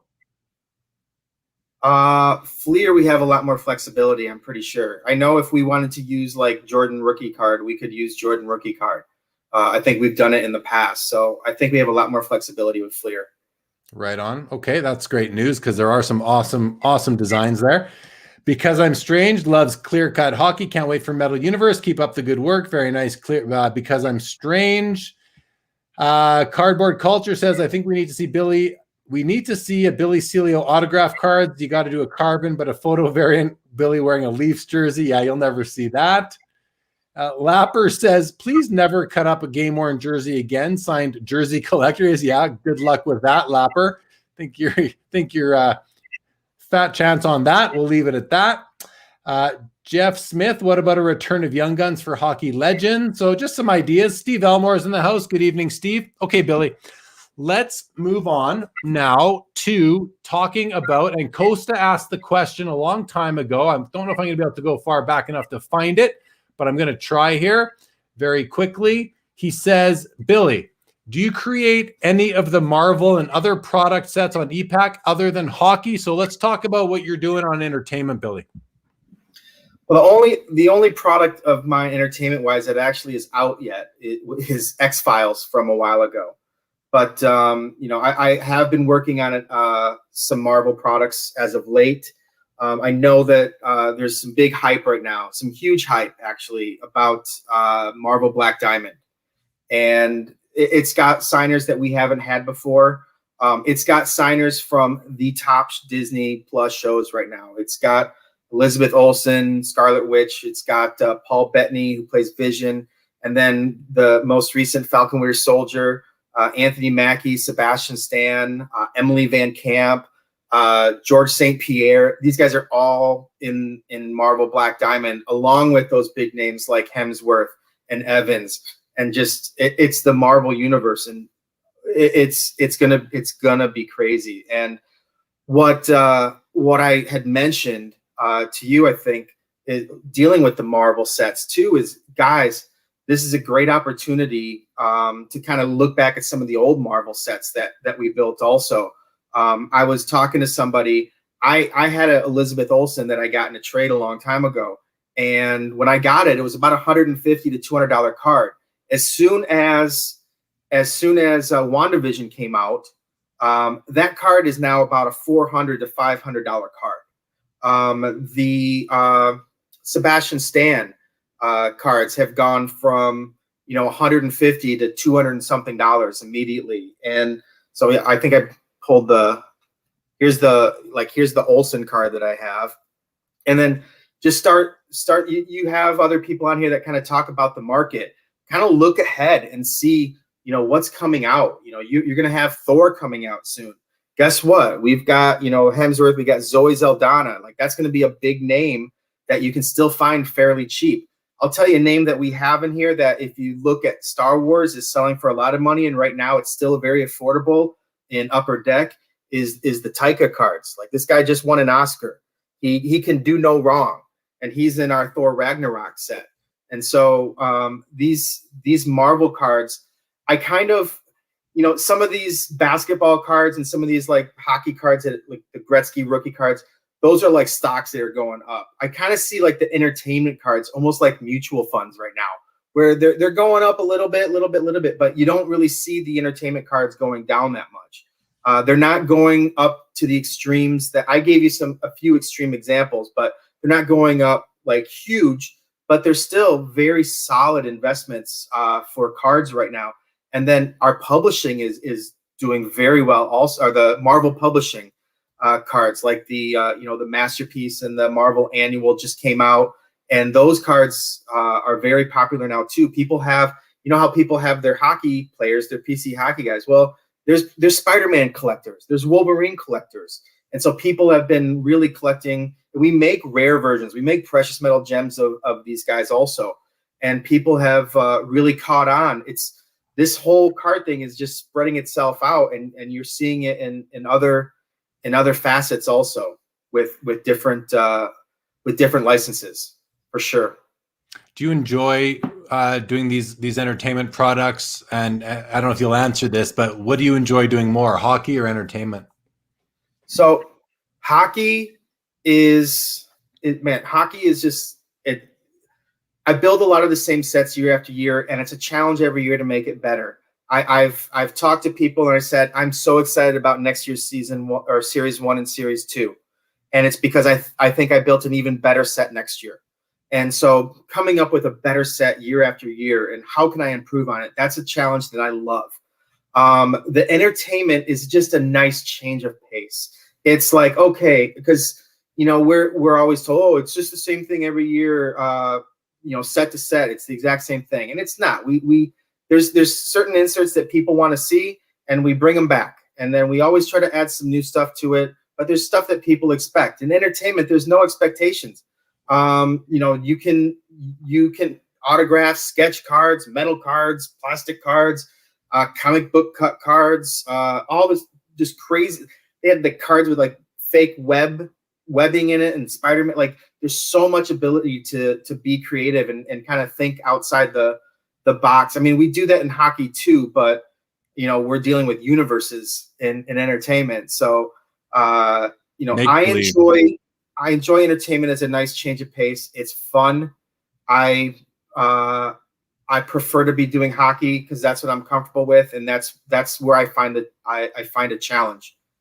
Okay, thanks. I appreciate the answer. Hockey wants to know, any chance of Upper Deck ever doing a curling set? Man, I get this question every time. It's either hockey every time, or it's a sign. We've had curlers in Goodwin. So is there going to be a curling set? I can't see us in the future doing a full set of curlers, but you'll find a curler every now and then in Goodwin. I mean, I don't know much about curling, but I can't see it being worth it to do. I mean, unless curling fans are rabid fans that would eat up the print run, I just can't see any sports fan going into the LCS and deciding to buy a pack or a box of curling cards. So it'd be a real niche product with, and I don't know if it would make sense to do it on such a small print run, but yeah, it'd be interesting to see it happen and see how it'll be a Tops Now card next week. Don't worry. Yeah. Okay. There you go. Steve Sir wants to know, if you're from Michigan, do you play hockey? I do not play hockey, but I watch hockey a lot. I'm a big, like it says, Red Wings fan. I'm a huge Red Wings fan. Unfortunately, I grew up in a soccer family. My dad played soccer in college. I played soccer in high school and in college. We would get our rollerblades out and we would play in the parking lot in college. My neighbor had a ice skating rink, or he built an ice skating rink in his backyard. It was really small, but like me and my neighbor would just take turns. He would, one would be goalie and we would just basically have shootouts. But unfortunately, the time of the practice and just not starting at an early age, I have too many soccer players in my family. They got me into soccer, but I have been a diehard Wings fan since Yzerman was young and Lindstrom and all those guys. Did you work on the CHL set, the Canadian Hockey League set at all? I've worked on the last couple years. Yeah. You did you did the one that's out right now, the most recent? I did CHL Game Used, which was a lot of fun. And yeah, I think I've done the last 2 CHL sets. Okay, so this is Jimmy Kokos. He wants to know, why were CHL exclusives and high gloss so plain compared to previous years? No color, looked like regular base, compared to the previous year where exclusives were red and high gloss were gold. Are you referring to, were they red and gold in CHL, or are they red and gold? I know they're red and gold. He's comparing 1 year of CHL to the next. So we have this thing called PMS on the card, and that's basically where you can change colors out. And there just must not have been a PMS color on there that we could have changed out the colors to a red and a gold in the past. I'm not sure if it's like that next year, but yeah, I really can't. I don't have a good answer for that except cost. Yeah, Fair. Okay. Terry Fortune says, I love Billy's perspective and willingness to share his side of the hobby with us. Your insights are greatly appreciated. Very nice, Terry. Thank you for that. Hockey. Billy has the same style as pro wrestler Daniel Bryan. I don't have know got if that's a compliment or what. So this is funny, and I can't show it to you. I would have sent it to you ahead of time. I used to have a much bigger beard, and this was a number of years ago. I think I was still living in LA. And one of the reasons I built the beard for 3 reasons, and one of the reasons was to get a picture with Daniel Bryan, with the beard doing the yes. And I ended up getting that, and I'm gonna have my head down for it while asking questions. But that's a great analogy. Billy, you're in and out on us right now. Can you repeat that? I can't play with my phone. I was playing with my phone. That's why. No, I actually have a picture with Daniel Bryan doing the yes when I had a much bigger beard and look. I wish I could have given you I wish I would have known that question was coming, because I would have given you the picture to show everyone. But that's a very good assessment there. Rage says the one-man wolf pack from Hangover. I agree with that. You do have that look. I can't remember the actor's name, but you have that look going right now. Terry Fortune says PMS, you're killing me, which got a laugh out of Rage and myself as well. Thought that was pretty funny. Everyone's, hey, who else does Billy look like tonight? You're looking like the lead singer from Alabama. Love that. Paul C wants to hear you say you're a wizard, Harry. Please. I'm good. Okay. He won't do it. Joe Perot says, what's the current Upper Deck thinking on soccer? We've had some great soccer players in Goodwin, and we'll continue to look for some good soccer players. This last year we had Alex Morgan and Megan and Dunn. I think we've had Ali Kreider in the past and Sidney LaRue. Like, we're constantly looking for we're looking for top-notch soccer players if we can get them in sets. We don't have a soccer license. Tops and Panini have those, but we're always looking for big names in soccer programs to have in our sets. Let's talk about golf for a second. So you guys have some golf products coming out. I know Upper Deck's pretty excited about it. I think the hobby is pretty excited to see some great golf products come out again. What's the general feeling with the Tiger Woods future as it relates to golf cards? Look, Tiger Woods ain't going anywhere. The accident was very unfortunate. We've stayed through. We've been a big advocator of Tiger throughout the years. I think they actually did. When Tiger won the Masters, someone did a thing. He's like, I wonder who actually has been with Tiger throughout the whole time. Like, didn't drop him, didn't do anything. And there was only 3 companies, and Upper Deck was one of them. Tiger, we're very loyal to Tiger. Tiger's been great with us, and he's still moving the needle, man. He's still golf royalty. Him and Jack and Arnold, like, those are the 3 right there, like, that you think of when you think of golf. Yeah. And that ain't changing. He's one of the GOATs. So we're really excited about having a product and being able to feature Tiger again. But man, that's not all. We've got in artifacts, Jackson there. What's his name? DeChambeau, guy that's been winning majors. Justin Thomas is in it. Like, we've got a lot of top guys that are going to be in these sets, and these are going to be some players' first golf cards. And so there's going to be a lot of hype around that. I remember I was here the last time we did golf, and I remember it was Rory McIlroy had his first rookie cards for golf, and those were huge. And there's going to be a lot of those kind of names again, that this is their first, autograph licensed rookie card.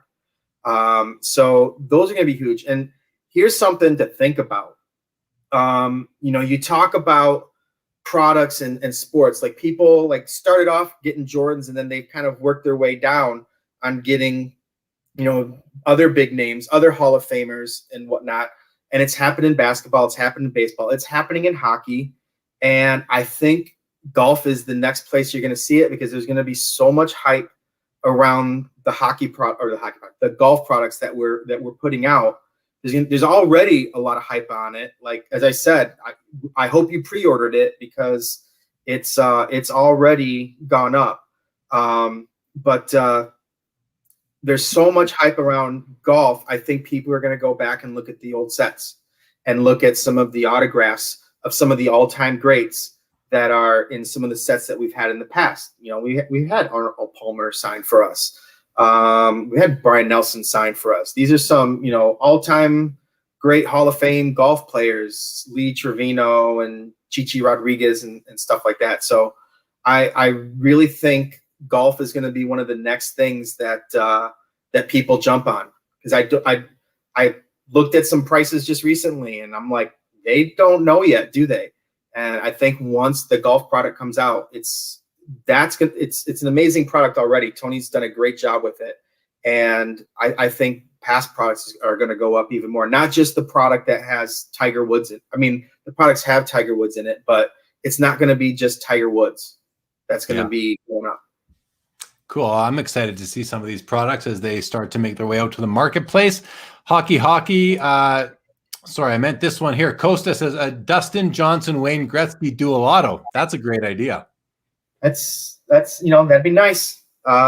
It's obviously we're building a golf product. That's obviously a name that we would want in there. I don't necessarily know if Wayne Gretzky likes to do golf cards. I know Michael Jordan doesn't mind it as much, but I don't know Wayne's handicap, so I don't know if he wants to be on a golf cart or not. And is that something that you're I don't forget what you called the department that goes after the autographs and acquires all the memorabilia? Is that something they would go look into? Our talent acquisition is going to look for the best players possible. So obviously, I think Dustin's ranked #1 in the world. It's a name that we would look into. I don't know if there's any deals set up or anything like that. I don't get involved in talent acquisition stuff. I just know when we have somebody, we'll announce it. And right now, I don't think Dustin is necessarily in our library of guys, but it's someone that we're definitely pursuing. All right, cool. Hockey says, any Happy Gilmore and Shooter McGavin cards being released? That'd be cool. See, that's who I thought they were going to say, that I was the caddy from Happy Gilmore, because I got the beard and the hair going on. But no, that'd be great. I wish. Adam Sandler's got a lot of money. Netflix paid him well. Yeah, for sure. Brian Kingsley, what's crack-a-lackin', man? Good to see you. Here's an interesting another one from Hockey says, where does Upper Deck view the Michael Jordan SP1 in their all-time list of cards released? And the reason why I like the question is I actually wonder, do you guys actually do this? Do you keep a log or a list of your all-time best cards? Is it something that you guys think about? No. We don't have any all-time greatest Upper Deck cards at all. We just keep building the ones we have, and you know, we have an idea of, you know, what's done well, what doesn't do well, but there isn't like a top 10 list on our wall of accomplishments or cards. Yeah, no, fair. Terry Fortune says, get Paulina instead. That would be a hot seller. We tried. You tried? I thought we had her for contours when that came out, but unfortunately, it didn't go through. But, great minds think alike there, Terry. All right, guys. So we're going to wrap this up pretty quick. So get in any final questions, comments that you have, please. In the meantime, Sanderson says, Jeremy, due to a past video of yours, I just won a 1962 PSA 3 John Wayne Dutch card. Thanks for turning me on to them. You're welcome, Sanderson. They are awesome. I love them. I was bidding on cards at the beginning of the show tonight, and they were all non-sport. So I won a few of them. So I'm excited to get those to come in. So congrats, Sanderson, on the – and I bet the PSA 3 looks really good. A lot of those low-grade non-sports from the 60s and 50s look really beautiful. So congrats on that. Rage says the Shaq Draft Redemption got to be one of the top cards. I mean, that's a more interesting thing for us as collectors to compile the list of like the top 10 Upper Deck cards of all time. I don't know how you do that. I mean, there's so many more than 10. I mean, all these different images are running through my head right now of cards I've seen from Upper Deck, since starting with the number one card from the very first set they ever did, being the Ken Griffey Jr. rookie card. Billy, show the McDavid card you have next to you again that is themed like that, because it was very hard to see just with the blurriness. But see, that's an achievement you said from EPAC right now, and that's a Connor McDavid just in the same design as the 89 Upper Deck baseball. So I think that's so cool. I love that. Really neat. But that's up to the fans, I think, the collectors, to compile that list. And maybe we should make that a project on the show one day. Have a special episode where we're gonna figure out what the top 10 cards of all time that Upper Deck has done will be. It's going to be very controversial, no matter what you put out there, no matter what we come up with. But that would be fun. Hockey says, with Upper Deck not having a list of best cards, this just started my idea, a sports card Hall of Fame. First to enter. Yeah, so Beckett did that back in the day. Beckett did a few sports card Hall of Fames. This was years ago. They haven't done it in a long time, but those are some really cool issues that Beckett did. And I'd recommend looking those up. Some last Billy, some last comments are coming in, but let's have a look at them. JR in the house. JR says, has anyone seen the movie Masterminds? Was Billy in that one? There's another reference to how you look, Billy. Rage says the 91 Boggs, Griffey and Ryan in motion. And Super Streaker, thank you. Great show. Thank you, Super Striker, very much. Billy, I think we can wrap up unless you have anything else you want to chat about. No, I'm really looking forward to, we've got a number of products coming out. I think Black Diamond's coming out here soon, Trilogy, SP Game Used, Allure, all in the next couple months. And it's a really exciting time right now with all these products. The rookie class just keeps getting better and better. I know people are a little weary on Alexei. Let me tell you guys, don't sleep on it. These guys didn't get any kind of preseason. They didn't get any time to gel with each other. And I think as time progresses, a lot of these rookies this season, you're going to see play very strong next year after they've had time with their players. But I'm just, as I said, it's been real busy. It's been a lot of fun. The beard's actually I saved the beard for the show. I'm going to be trimming it here in the next day or two. I'm flying out I'm finally getting to go to Michigan after a year. To visit my family, so I'm really excited about that, and I want to look a little more clean cut when I'm going to go visit people. So we're going to trim the beard, so I'll look a little more normal. But I thought it'd be fun to bring it on today, like two contrasting looks on one side of the screen to the other side of the screen. Right, yeah, exactly. You're full of hair, and I'm sans hair. Okay, we got some final comments coming through, one that has me laughing really hard. So we'll get to these. Okay, let's go through these right now. Pelagi says, in my opinion, the most iconic is the 0506 Young Guns design. Love the idea for retros coming out and extended. There's a good idea. And if you're going to put one of those cards in your top 10 all-time Upper Deck cards, do you put on Crosby or Ovechkin? I mean, everyone would say Crosby for a long time. Currently, Ovechkin's outselling Crosby. Don't know if that matters for all-time best. I'd still put Crosby on there myself. Who would you pick, Billy, if you had to pick Crosby or Ovechkin for being the best young gun of all time? Which of the players would you choose? Crosby put Young Guns on the map, 100%. That's the card that put Young Guns on the map. I would definitely pick Crosby. Okay, fair. Costa says, with all the new talent in sports, please bring back all-time greatest box. Fair request. Joe Perot says Billy is cool. Yep, can't argue with that. Sanderson, thank you for joining tonight. Happy to have you. Hockey, thank you for your time, Jay Lee. And Billy Goat, keep bringing the great releases. This is the one that had me laughing. Rage says, Billy, you ever talk to a volleyball named Wilson? Great. That is hilarious. That's hilarious. Costa says those 0506 Retro Young Guns achievement cards look sharp. I saw they will be an extended. Very cool. And Steve Sir just cut my hair for the first time in 6 years. Took the beard off too. It's a weird feeling, but go for it. All right, everybody. Listen, we're gonna end this now. This was awesome, Billy. Thank you so much. Don't forget, we're scheduled to start in 25 minutes, but we're gonna start early with my man, Dave McFadden. We're going to start in 10 minutes from now at the top of the hour. So that'll be midnight Eastern, 9 o'clock Pacific, and 10 o'clock my time. Dave, get ready. We'll start in 10 minutes. Everybody else, thank you so much. Thank you so much, Rage. Yeah, that was a good one for sure. Terry, thank you so much. Appreciate it. Everybody else will be back with After Hours in 10 minutes from now. If you enjoyed the video tonight, guys, if you enjoyed the show, please hit the thumbs up button on YouTube. If you did not enjoy the show tonight, please hit the thumbs up button on YouTube. If you are not yet subscribed to the channel, please subscribe. I greatly appreciate it. Rage had a blast. Thank you so much. Thank you, Steve. Big thank you for you there, Billy. All right, guys, that is it. We're gonna end it now. We'll see you in 10 minutes on After Hours, brand new broadcast on the YouTube channel. Check it out. If you choose not to, have a good Sunday tomorrow. Have a good week ahead. Next Saturday on the show, Tim Getch, founder and CEO at ComC. You'll all want to tune in for that one. Peeps, thank you very much, and we'll see y'all in 10 minutes. Billy, thank you so much. Hang tight right there.